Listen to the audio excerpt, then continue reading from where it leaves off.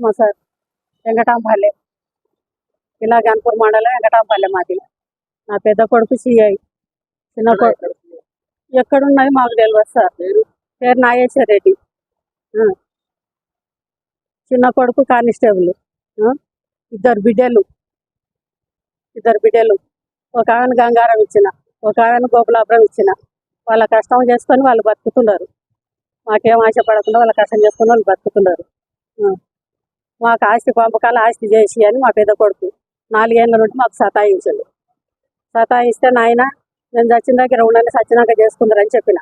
చెప్తే అట్లా కాదు, నాకు ఇద్దరు కొడుకులు, మీరు చచ్చిపోతే సగం కావాలి అంటాడు తమ్ముడు. నాకు ఇద్దరు కొడుకులు, నాకు 2 భాగాలు చేసి నాకు 10 ఎకరాలు, తమ్మునికి నాకు 20 ఎకరాలు, తమ్మునికి 10 ఎకరాలు. ఒక కొడుకు ఒక బిడ్డ కదా, తమ్మునికి 10 ఎకరాలు. తమ్ముని బిడ్డ ఉంటే నా కొడుకులు తమ్ముని కొడుకు కలిసి పెళ్లి చేస్తారు. నాకైతే ఇప్పుడు 20 ఎకరాలు అన్నాడు. ఇదేకటి పద్ధతి నాయన, ప్రపంచంలో లేనిది.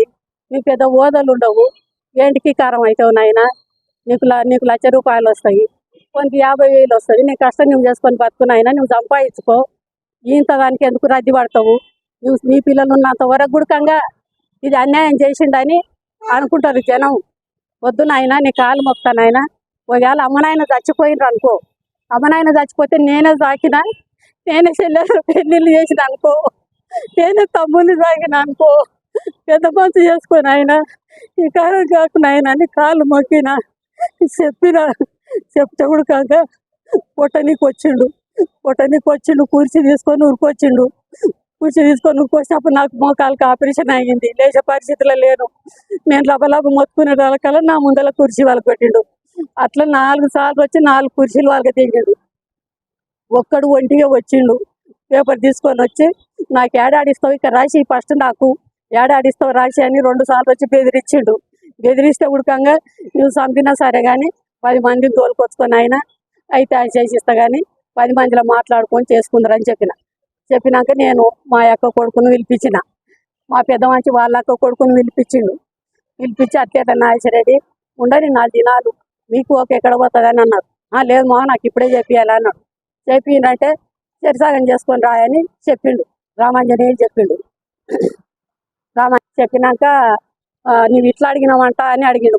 అయినా మామ అవుతాడు.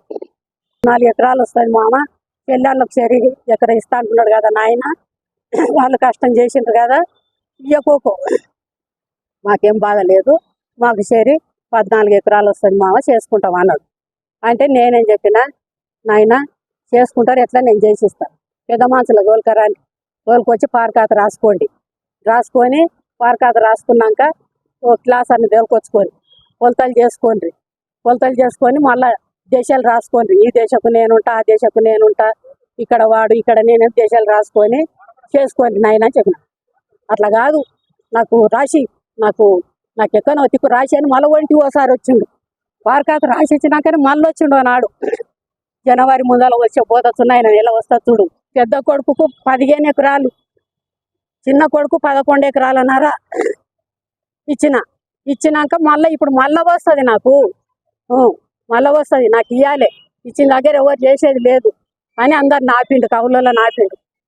కాకపోతే వాళ్ళు పెద్ద మనుషులు ఆయన కాయిదాలు బాగా పరిష్కాల కాయిదాలు రాసినాడు. పెద్ద మనుషులు ఉన్నారు కదా సార్, ఆ పెద్ద మనుషులను పోయి చిన్నోడు అడిగిండు, సార్ అన్నా నేను చేయించుకుంటానా నా పొలం అని అన్నాడు.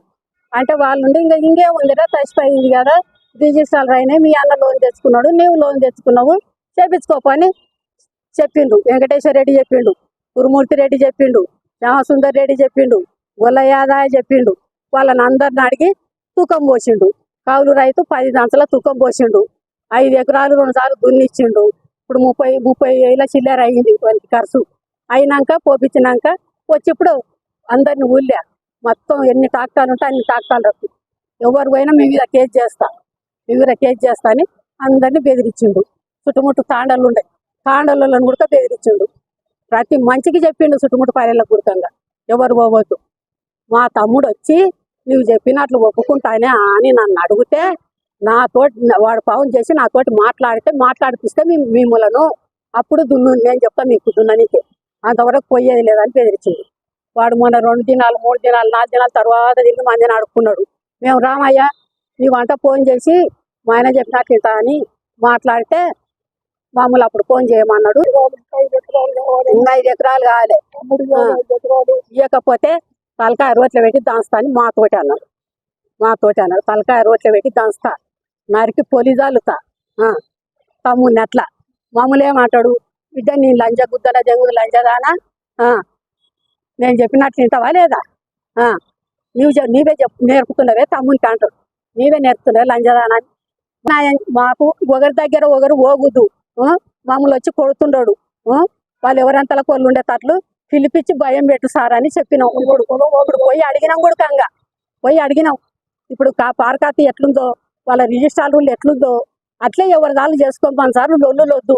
నువ్వు చెప్తున్నాన్న ఇంటడేమో నాగేశ్వర రెడ్డి అని నీ తానికి వచ్చినాను సారు, నీ కాళ్ళు మోపుతాను సార్ అంటే అంత ఆయన కొనాలంటే నడుగుండి బయటికి నడుగుండి, మీరు నడుగు దమాకు లేదు మీకు, బయటికి నడుగుండ్రు అని అన్నాడు.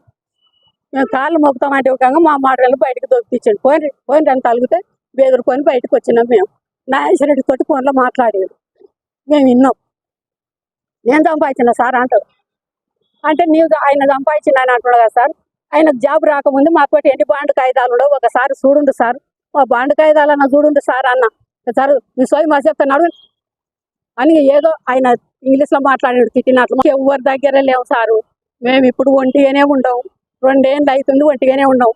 అంతకు తొలిగా మా చిన్న బిడ్డ ఆర్మీ జాబ్ ఆయనకి ఇస్తే వాళ్ళ అత్తమ్మతోటి ఉండనీకే వాళ్ళ ఇల్లు కడాకుంది, ఆడ దొంగల బాధ అని చెప్పని మాతోటే పెట్టిపోయింది అల్లుడు.